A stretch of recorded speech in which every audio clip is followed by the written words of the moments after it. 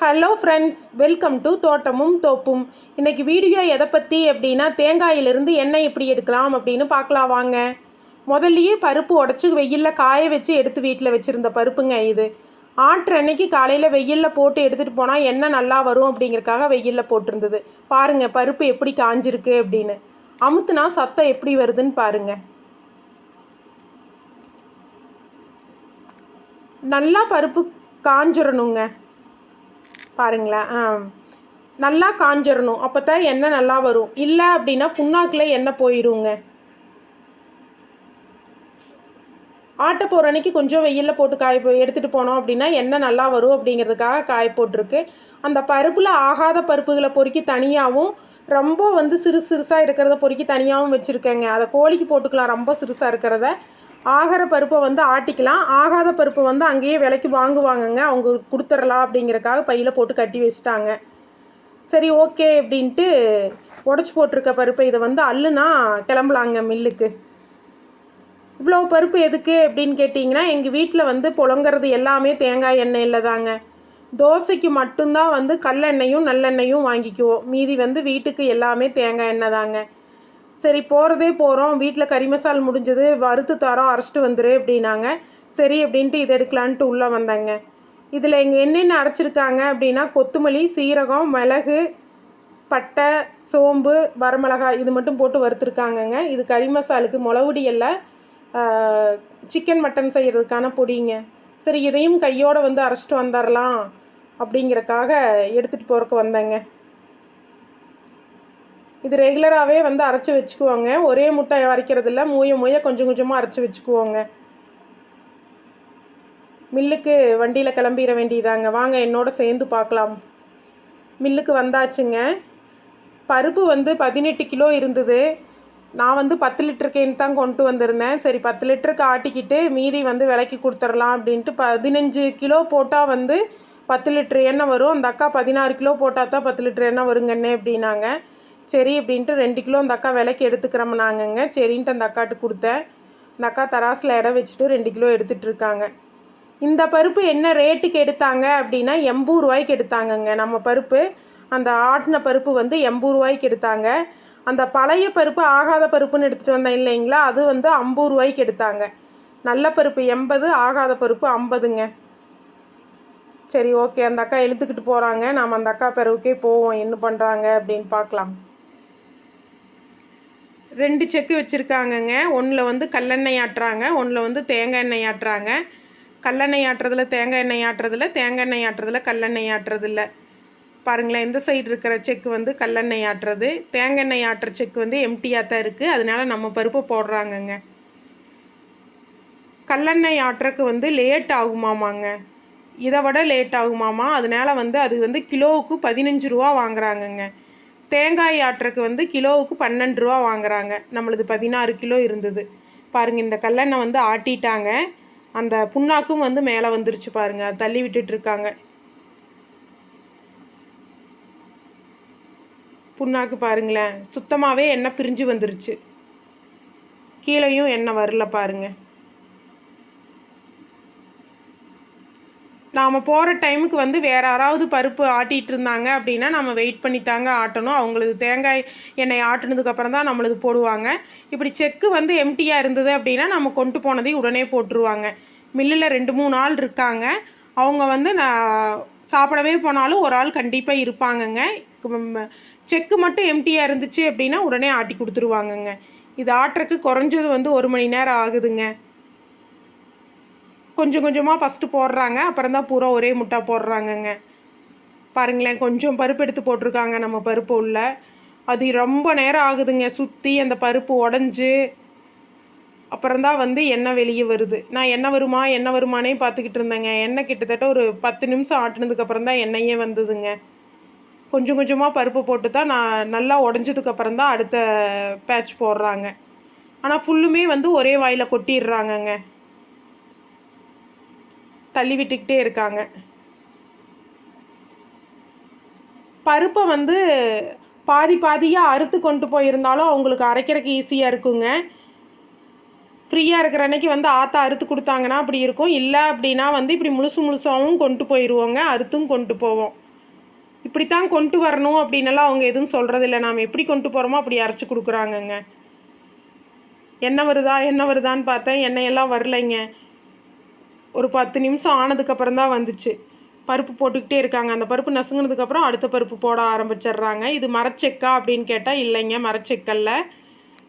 அந்த கை இருக்குது பார்த்தீங்களா, அதில் வந்து மரத்தில் இருந்தால் தான் அது மரச்செக்கு. நம்மளது வந்து என்னமோ உலோகம். எண்ணெய் இன்னுமே வரலைங்க. இதாங்க கடையில் அந்த அக்கா எப்படி ஆட்டுறது என்ன அப்படிங்கிறது வந்து என்கிட்ட சொல்லிகிட்டு இருந்தாங்க. அந்த அக்காட்ட பேசிக்கிட்டே பக்கத்தால் நின்றுக்கிட்டு இருந்தேங்க. இவங்க தேங்காய் எண்ணெய் ஆட்டும்போது வந்து தண்ணி தொளிக்கிறாங்கங்க. உள்ள தண்ணி தொளிக்கிறீங்களே, எண்ணெய் வந்து கெட்டு போயிடாதா அப்படின்னு அந்த அக்காட்ட கேட்டுக்கிட்டு இருந்தேன். அந்த அக்கா வந்து மிஷின் சூட்டுக்கு வந்து நாம் தொளிக்கிற தண்ணி வந்து மிஷின் இழுத்துக்கும் பாப்பா அப்படின்னு சொல்லிட்டு இருந்தாங்க. எவ்வளோ தண்ணி தெளிக்கிறாங்கன்னு பாருங்கள். நான் இது வரைக்கும் பார்த்ததில்ல, இன்றைக்கி தான் பார்த்தேன். இதனால் எண்ணெய் கெட்டுறாதா அப்படின்னு கேட்டேன். அந்த மிஷின் வந்து நாம் அரைக்கும்போது சூடு இருக்கும் இல்லைங்களா, அப்படியே சுற்றி வர அந்த உறைஞ்சிட்டு போகிறதுனால அந்த சூட்டுக்கு வந்து அந்த தண்ணியை வந்து இழுத்துருமாமாங்க.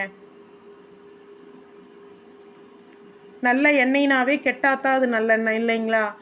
நம்மளுக்கு தேவைக்கும் போக வந்து ரொம்ப நாள் வச்சுருந்தா கெட்டுரும். நாம் அதுக்குள்ளே வந்து யூஸ் பண்ணிக்க வேண்டியதான். பாருங்கள், அடுத்த பேட்ச் கொஞ்சம் போட்டுட்டாங்க. அதுவும் நசுங்கினதுக்கப்புறம் பூரா பருப்பையும் கொட்டிடுறாங்கங்க. இன்னுமே எண்ணெய் வரலைங்க. ஒரு ஆள் பக்கத்தில் இருந்து வந்து தள்ளி விட்டுக்கிட்டே இருக்காங்க. நம்ம பருப்பு நல்லாவே வெயிலில் காஞ்சிருச்சு அப்படின்னு சொல்லிட்டு இருந்தாங்கங்க. நல்லா காஞ்சா என்ன ஆகும் அப்படின்னு கேட்டால் அதனால எதுவும் பிரச்சனை இல்லை, காயிலினா தான் வந்து எண்ணெய் வந்து புண்ணாக்கில் போயிடும் அப்படின்னு சொல்லிட்டு இருந்தாங்க அந்த அக்கா. ரொம்ப நேரம் ஆகுதுங்க. நாம் ஆர்டருக்கு போகிறோம் அப்படின்னா வந்து டைம் கொஞ்சம் ஃப்ரீ ஆகிட்டு தான் போகணும். ரொம்ப நேரம் உட்காந்துக்கிட்டு இருக்கிற மாதிரிக்கே இருக்குங்க. இன்னும் அந்த பருப்பு வந்து முழுசாக உடையக்கூட இல்லை பாருங்களேன். இந்த மில்லில் பார்த்தீங்க அப்படின்னா கல்லெண்ணெய் ஆட்டுறதுக்கு தனியாக, தேங்காய் ஆட்டுறதுக்கு தனியாக, நம்ம கறி மசாலெலாம் கொண்டு போனோம்னா அதை ஆட்டுறதுக்கு தனியாக, பருப்புகள் இருக்குது இல்லைங்களா, துவரம்பருப்பு, உளுந்தம்பருப்பு, பாசிப்பருப்பு, பயிறு இதையெல்லாம் வந்து பருப்பாக உடச்சி தரக்கு தனியாக மிஷினு, மஞ்சள் அரைச்சி தராங்கங்க. இட்லிக்கு மாவு வந்து ஆட்டி கொடுக்குறாங்க. அப்புறம் கோதுமை மாவு அரைச்சி தராங்க. சீவக்காய், அரப்பு இதெல்லாம் அரைச்சி தராங்க. எல்லாத்துக்குமே தனித்தனியாக மிஷின் மாட்டியிருக்காங்கங்க. எல்லாமே அரைச்சி தராங்க. நம்ம இட்லிக்கு ஆட்டணுன்னா கூட போய் வந்து ரெகுலராக ஆட்டிக்கிட்டு வந்துக்கலாங்க. இந்த மாவு வகைகள் ஆட்டுறதுக்கு எல்லாமே வந்து கிலோவுக்கு 10 ரூபா வாங்குறாங்களாமாங்க. இட்லிக்கு மாவு ஆட்டணும்னாலோ அல்லது வந்து இந்த கோதுமை மாவு அரைக்கிறது, ராகி மாவு அரைக்கிறது, இப்படி மாவுகள் அரைக்கிறதுக்கு எல்லாமே வந்து 10 ரூபா வாங்குறாங்க. பருப்பு அரைக்கிறதுக்குன்னு பார்த்தீங்க அப்படின்னா தேங்காய் பருப்பு அரைக்கிறதுக்கு 12 ரூபா வாங்குறாங்க. கடலப்பருப்பு அரைச்சி கல்லெண்ணெய் எடுக்கிறதுக்கு வந்து 15 ரூபா வாங்குறாங்க. அதுக்கு இதை விட டைம் அதிகமாகுமாமாங்க. அதனால் அதுக்கு 15 ரூபா வாங்குறாங்க. சீயக்காயும் அரப்பும் வந்து அரைச்சாங்க அப்படின்னா அது வந்து கிலோவுக்கு 50 ரூபா வாங்குறாங்கங்க. அடுத்து பார்த்தீங்க அப்படின்னா உடைக்கிறதுக்குங்க, இந்த பருப்புகள்லாம் உடைக்கிறதுக்கு கிலோவுக்கு 2 ரூபா வாங்குறாங்கங்க. கம்பெல்லாம் உடைக்கணும் அப்படின்னாவெல்லாம் வந்து 2 ரூபா வாங்குறாங்க. இதுதான் வந்து அவங்களோட ரேட்டுங்க. எங்கள் ஏரியா ரேட்டும் இதுதான். பாருங்களேன், எண்ணெய் வந்துருச்சு. ஃபஸ்ட்டில் வாடுற எண்ணெய் சுத்தமாக இருக்கா அப்படின்னா இல்லைங்க, இதுதான் தேங்காய் எண்ணெயா அப்படிங்கிற ரேஞ்சுக்கு இருக்குங்க. ஒரு மாதிரிக்கு கசன்னு அந்த புண்ணாக்கோடு சேர்ந்து வருதுங்க. பாருங்களேன், அப்படியே பைப்பில் வர மாதிரிக்கெல்லாம் வரலைங்க, துளி துளியாக வருதுங்க. பொறுமை மிக அவசியம் குமார் அப்படிங்கிற மாதிரி இருக்குங்க. இதையெல்லாம் பார்த்தா இருக்க ஸ்பீட் ஆகுது பாருங்க. வார எண்ணெய் எல்லாமே இந்த களிவாட்டி எண்ணெய் வரும் பாருங்க, அது மாதிரி அந்த கலரில் தாங்க வந்தது. புண்ணாக்கும் எண்ணெயும் சேர்ந்து வருதுங்க. வேறு இதில் எதுவும் கலக்கவெல்லாம் இல்லை. அப்புறம் வந்து ஆட்டும்போது நம்மளை கேட்குறாங்கங்க, வெல்லம் வந்து போட்டுக்கலாமா, ஏலக்காய் போட்டுக்கலாமா அப்படின்னு கேட்குறாங்க. வெல்லம் ஏலக்காயெல்லாம் சேர்த்துனோம்னா எண்ணெய் வந்து நாம் தாளிக்கும் போது பயங்கர ஸ்மெல்லாக இருக்குங்க. சூப்பர் டேஸ்ட்டாக இருக்கும். நாம் அடுப்பில் வந்து எண்ணெய் ஊற்றுனதையுமே அது ஒரு நல்ல ஸ்மெல்லாக இருக்குங்க. நாம் தலைக்கு தேய்க்கிறோம், எங்கள் வீட்டில் தலைக்கும் தேங்காய் எண்ணெய் இந்த எண்ணெய் தான், சமையலுக்கும் இதே எண்ணெய் தான் அப்படிங்கிறதுனால வந்து நாங்கள் எதுவுமே சேர்த்தி அரைக்கிறது இல்லைங்க. பருப்பை மட்டும் போட்டு அரைச்சிக்குவோம். அதனால வந்து ஏலக்காயும் வெல்லமும் சேர்த்துல, எப்பவுமே சேர்த்துறதில்ல, இந்த டைமும் சேர்த்துல. வெல்லம் சேர்த்திட்டாங்க அப்படின்னா தண்ணி தொளிக்க மாட்டாங்களாமாங்க. அதில் இருக்கிற அந்த ஈரப்பசமும் பசையாக இருக்கிற தன்மையுமே வந்து தேங்காய் பருப்பை வந்து ஆட்டுறக்கு வந்து ஹெல்ப் பண்ணுமாமாங்க. நான் எந்த பொருளும் சேர்த்த வேண்டாம்னு சொன்னங்காட்டி அந்த அக்கா வந்து தண்ணி தொளித்தேன் அப்படிங்கிறதையும் சொன்னாங்கங்க. எங்கள் வீட்டில் கிட்டத்தட்ட ஒரு 2 மாதம் 2.5 மாதம் தாங்க, அதுக்குள்ளே எண்ணெய் முடிஞ்சிடும். கெடுற அளவுக்கெல்லாம் எங்கள் வீட்டில் எண்ணெய் மிச்சமாகிறது இல்லைங்க. அதனால் எந்த பிரச்சனையும் இல்லை. பாருங்களேன், இப்போ தான் வந்து அந்த ரவுண்டை விட்டே வந்து எண்ணெய் வெளியே வர ஆரம்பிச்சிருக்குதுங்க. அந்த கைப்பிடி மாதிரி இருக்கு இல்லைங்களா, அதில் வந்து எண்ணெய் வலித்து எடுத்துக்கிறாங்க வெளியே. இப்போ வந்து ஃபஸ்ட் இருந்ததை விட இப்போ ஸ்பீடாக வர ஆரம்பிச்சிருச்சுங்க. உள்ளேயும் வந்து நல்லா அரைக்க ஆரம்பிச்சிருச்சு. அது ஃபுல்லுமே வந்து இரும்பு ஆடுதாங்க. அது அப்படியே சுற்றிக்கிட்டே இருக்குது. அதுவும் வந்து சூடாயிருமாமாங்க. சுத்த சுத்த சுத்த அதுவும் சூடாயிருமாமா. கீழே வந்து ஒரு பேரல் வச்சுருக்காங்கங்க, 25 லிட்டர் பேரல்னு நினைக்கிறேன். அது வந்து எண்ணெய் வந்து நிறைஞ்சி அப்படின்னா மாற்றிக்குவாங்க. பாருங்களேன், அது எண்ணெய் வந்து அதில் உழுகிற மாதிரிக்காதான் அது செட்டப்பே இருக்குங்க. கீழே எல்லாம் போகாது எண்ணெய்.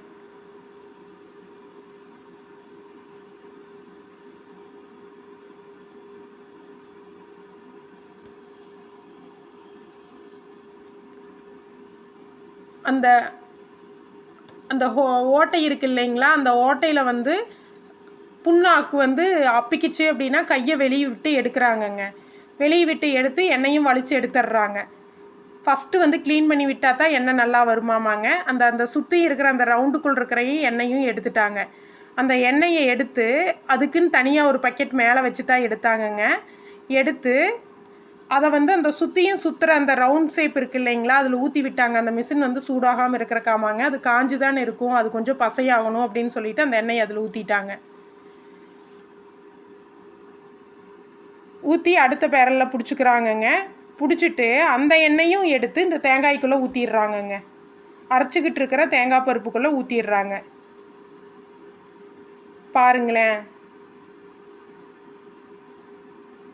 அந்த ஃபஸ்ட்டு இருந்த அளவுக்கு இப்போ கசகசப்பாக வரலைங்க. இப்போ ஓரளவுக்கு லைட்டாக ப்யூராக தான் வருது. ஆனால் இருந்தாலும் வந்து ப்யூர் ஒயிட்டில் இல்லைங்க. இன்னும் பாருங்களேன், இன்னும் அந்த கசகசப்புனா வேறு எதுவும் இல்லைங்க. அந்த புண்ணாக்கு மட்டும்தான் சேர்ந்து வருது. இந்த புண்ணாக்கோடு சேர்த்து பழையபடி வந்து செக்குக்குள்ளே ஊற்றிடுறாங்கங்க. இப்போ அந்த ஓட்டையில் இருந்ததும் ஃபுல்லும் கழுவிட்டு வந்துருச்சு. எல்லாமே க்ளீன் பண்ணிட்டாங்க.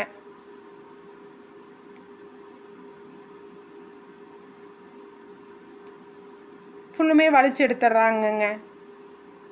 பாருங்களேன், உள்ளே எவ்வளோ கசடு இருக்குது அப்படின்னு.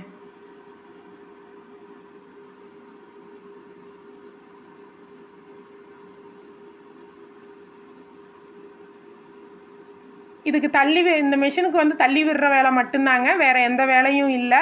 அதுவாக ஆட்டோமேட்டிக்காக எல்லாம் வந்து சுற்ற ஆரம்பிச்சிருது. ஏதாச்சும் பருப்பு வந்து ரொம்ப மேலே பெருசு பெருசாக இருந்தால் மட்டும் கையில் சும்மா உடச்சி உள்ளே போடுறாங்க. அப்பப்போ வந்து தொலாவி உள்ளே விடுறாங்கங்க. ஆனால் ஒரு ஆள் வந்து உள்ளே வந்து மெயின்டைன் பண்ணிக்கிட்டே இருக்காங்க, பார்த்துக்கிட்டே இருக்காங்கங்க. எல்லா எண்ணெயும் எடுத்து பழையபடி உள்ளே ஊற்றிட்டாங்கங்க. அந்த டப்பாவையும் க்ளீன் பண்ணிக்கிட்டாங்க. தூக்குறதுக்கு பாருங்களேன், கட்டை எவ்வளோ அழகாக கொடுத்துருக்காங்க அப்படின்னு.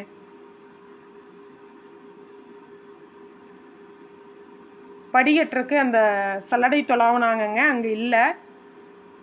எங்கே அப்படின்னு அந்த பக்கத்தக்காவை கேட்டுட்ருக்காங்க. சல்லடை வச்சிட்றாங்கங்க. எண்ணெய் வந்து நல்லா ப்யூராக தான் வருது. ஏதாச்சும் கசடு இருந்தாலும் அந்த சல்லடை வந்து வடிகட்டிடுதுங்க. வச்சு விட்டுட்டாங்க. உண்ணி விழுகிற எண்ணெய் வந்து உண்ணி எடுத்து உள்ளே ஊற்ற மாட்டாங்கங்க, நம்மளுக்கு மாற்றி கொடுத்துருவாங்க. பருப்பும் வந்து ஆட்டுறது அந்த முழு பருப்பு எல்லாமே உடஞ்சிருச்சு. எல்லாமே குட்டி குட்டி பீஸ் ஆயிருச்சுங்க. இது அரைக்கிறதுக்கு 35 நிமிஷம் 40 நிமிஷம் ஆகும், நீ இதுக்கப்புறம் 30 நிமிஷம் ஆகும் அப்படின்னாங்க. சரிங்கக்கா அப்படின்ட்டு நான் பக்கத்தால் நின்றுட்டு அந்த அக்காவை கேட்டுக்கிட்டே இருந்தேங்க. அந்த டீட்டெயில்ஸ் எல்லாம் கேட்டுக்கிட்டு இருந்தேன். அந்த அக்கா தள்ளி விட்டுக்கிட்டே சொல்லிக்கிட்டு இருந்தாங்க. எண்ணெய் இப்போ நல்லாவே வர ஆரம்பிச்சிருச்சுங்க. லாஸ்ட்டாக சொட்டு சொட்டாக வர வரைக்கும் வந்து அப்படியே விடுறாங்க, தள்ளி விட்டுக்கிட்டே விடுறாங்க. இந்த அக்கா ஓனர் அக்காங்க. இந்த அக்காவும் கூட எல்லா வேலையும் ஹெல்ப் பண்ணுறாங்க. கூட இருக்கிறவங்க அக்காவோட இந்த அக்கா பயங்கர ஸ்பீடாக வேலை செய்வாங்கங்க.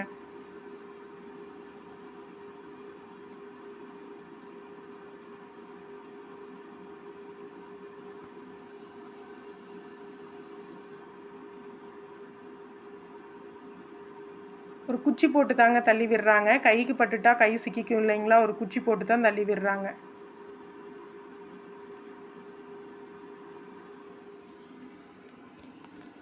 பருப்பு பார்த்தீங்க அப்படின்னா பழைய பருப்பெல்லாம் வாங்குறாங்கங்க. அந்த பருப்பு நீ என்ன பண்ணுறாங்கன்னு தெரியல. நம்மக்கிட்ட வந்து நல்ல பருப்பே 80 ரூபாய்க்கு எடுத்தாங்க. ஆகாவளி பருப்பு 50 ரூபாய்க்கு எடுத்தாங்க. அந்த பருப்பெல்லாம் நீ என்ன பண்ணுவாங்கன்னு எனக்கு தெரிலைங்க. நான் அது கேட்கவும் இல்லை. ரேட்டு வந்து பார்த்தீங்கன்னா இவங்களே 80 ரூபாய்க்கு வாங்குறாங்க அப்படின்னா மார்க்கெட் ரேட்டு இதை விட அதிகமாக இருக்குமா என்னங்கிறதும் எனக்கு கரெக்டாக தெரியலைங்க. பொதுவாக நாங்கள் தேங்காய் எண்ணெய் எப்படி யூஸ் பண்ண ஆரம்பித்தோம் அப்படின்னா, ஏவரிகை எடுக்கும்போது வந்து பெரிய காய்களை வந்து ஒரு ரேட்டுக்கு எடுத்துக்குவாங்கங்க. சின்ன காய்களை வந்து ஒரு ரேட்டுக்கு கேட்பாங்க. சின்ன காய் பார்த்தீங்க அப்படின்னா மேலே தாங்க சிறுசாக இருக்கும். உடச்சி பார்த்தோம் அப்படின்னா நெத்தும் காயும் கிட்டத்தட்ட ஈக்குவலாக இதே அளவுக்கு தான் வரும். சரி, ஏன் அப்படி வந்து அவங்களுக்கு சும்மா கொடுக்குற மாதிரி கொடுக்கணுமே, சும்மா கொடுக்குற மாதிரிக்கு நாங்கள் 4 காய்க்கு வந்து 2 காய் கணக்கு எடுத்துக்கிறோம்பாங்க. இல்லைன்னா 3 காய்க்கு வந்து 1 காய் கணக்கு எடுத்துக்கிறேன் அப்படின்னு கேட்பாங்க. அப்படித்தான் வந்து எக்ஸஸாக இருக்கிற காய்களை வந்து அவங்களுக்கு கொடுக்க வேண்டியது இருக்கும்.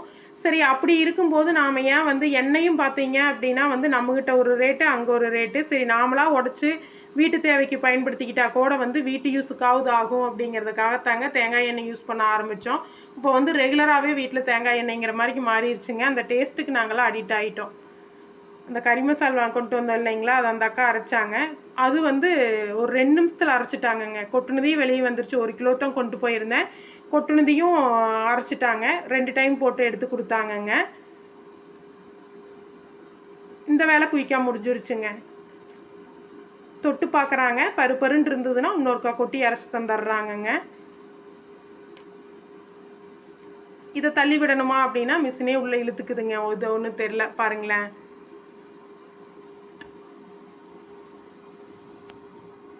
குயிக்காக வேலை படன்னு முடிச்சு கொடுத்துட்றாங்கங்க. 3 ஆள் இருக்காங்க, 3 லேடிஸ் இருக்காங்க உள்ள.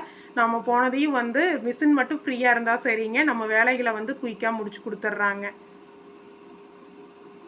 தேங்காய் எண்ணெய் ரெகுலராக யூஸ் பண்ணுறீங்களே, கொழுப்பு அதிகமாயிராதா, அப்படியா இப்படியான்னு யாராச்சும் கேட்காதீங்க. வீட்டில் இருக்கிறவங்க யாருமே வந்து இங்கே யாருமே சும்மா இருக்கிறது இல்லைங்க. எல்லாத்துக்குள்ளேயுமே தோட்டத்துக்குள்ளே வேலைகள் அதிகமாக இருக்கும். எல்லாருமே தோட்டத்துக்குள்ளே வேலை செய்கிறதுனாலையே என்னமோ தெரியல, இது வரைக்கும் எங்களுக்கு உடல் உபாதைகள்னு எதுவுமே வந்ததில்லைங்க. தோட்டத்தில் இருக்கிறத தான் சாப்பிட்றோம். எங்களோட என்ன சொல்கிறது, லைஃப் ஸ்டைலே இது மாதிரிக்கினே நீங்கள் வச்சுக்கலாம். தேங்காய் எண்ணெய் தான், தோட்டத்துக்குள்ளே விளையிற பொருட்கள் தான் சாப்பாட்டுக்கு. ஸோ எங்களுக்கு எந்த பிரச்சனையும் இருக்கிறது இல்லைங்க. வீட்டு சமையலுக்கும் வந்து தேங்காய் எண்ணெய் தான்.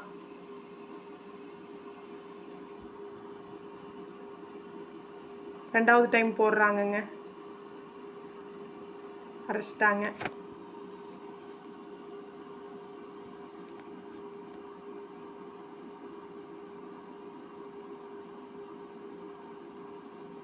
மஞ்சள் போடாமல் விட்டுட்டேங்க, அதனால வந்து கலர் அப்படி இருக்குது.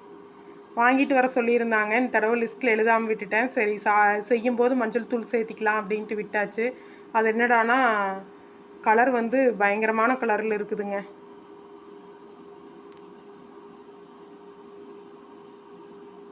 க்ளீன் பண்ணிக்கிறாங்கங்க. அப்பப்போ வந்து நம்ம அரைச்சிட்டோம் அப்படின்னா அந்த மிஷினில் வந்து அந்த ப்ரெஸ் வச்சு துடைக்கிறதாகட்டும், அதாகட்டும், அப்போவே சீவக்கட்டை எடுத்து கீழே இருக்கிறத கூட்டுறதாகட்டும், லேடிஸ் வந்து அப்பப்போ அவங்க ஆட்டின பக்கம் இருக்கிற வேலையை வந்து அவங்கவுங்க முடிச்சுக்கிறாங்கங்க. அதைத்தான் நான் வாட்ச் பண்ணேன். இது என்ன அப்படின்னா, ஒருத்தங்க வந்து கோதுமை மாவு அரைக்கிறதுக்கு கொண்டு வந்திருந்தாங்கங்க. அதை அரைச்சாங்க, அதையும் 2 டைம் போடுறாங்கங்க. ஒரு பருப்பருன்னு வந்துச்சு அப்படின்னா 2வது டைம் போட்டு அரைச்சி கொடுத்துட்றாங்க. பருப்புகள் எல்லாமே நல்லா உடச்சி தராங்கங்க. சலிச்சு உடச்சி தராங்க. போன டைம் வந்து பருப்பும் உடச்சிட்டு போனேன். உளுந்து பருப்பு கொண்டு போய் உடச்சிட்டு வந்தாங்க. சலிச்சு உடச்சி தராங்க. கோதுமை அரைச்சாங்கங்க.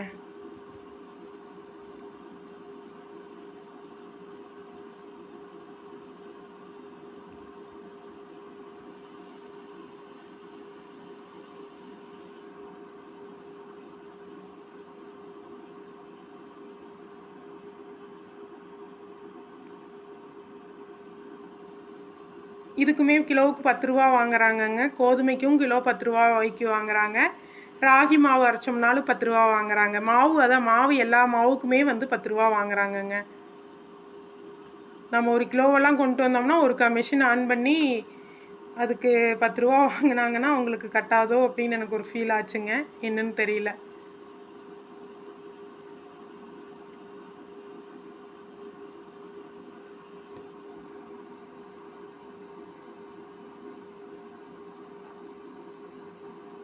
புண்ணாக்கு வேணும்னு சொன்னேங்க. நம்ம மாட்டுக்கு வந்து புண்ணாக்கு வாங்கிட்டு வந்துடுவோம்.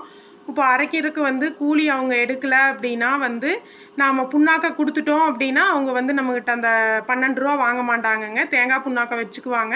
நம்மளுக்கு வந்து எண்ணெய் மட்டும் கொடுத்துருவாங்க. நம்ம கிலோவுக்கு 12 ரூபா கொடுக்க வேண்டியதில்லை. இல்லை எனக்கு தேங்காய் புண்ணாக்கு வேணும் அப்படின்னா மட்டும் நம்ம கிலோவுக்கு 12 ரூபா கொடுத்தா போதுங்க. நம்ம மாடுகள் இருக்கிறதுனால வந்து நாம் வந்து புண்ணாக்கு எடுத்துகிட்டு வந்துடுறதுங்க. மாட்டுக்கு போட்டுக்கலாம் அப்படின்னு அவங்களுக்கு அமௌண்ட்டு கொடுத்துட்றது. ஒரு அண்ணா கம்பு கொண்டு வந்தாங்கங்க கம்மங்கூழுக்கு. அதை வந்து 2ஆக உடச்சி கொடுக்குறாங்க. எல்லா டைப் ஆஃப் மெஷினுமே வந்து மாட்டியிருக்காங்கங்க. அதையும் தொட்டு தொட்டு பார்க்குறாங்க அந்த அக்கா. அது பதம் வரலன்னா இன்னொருக்கா போடுவாங்க போலைங்க.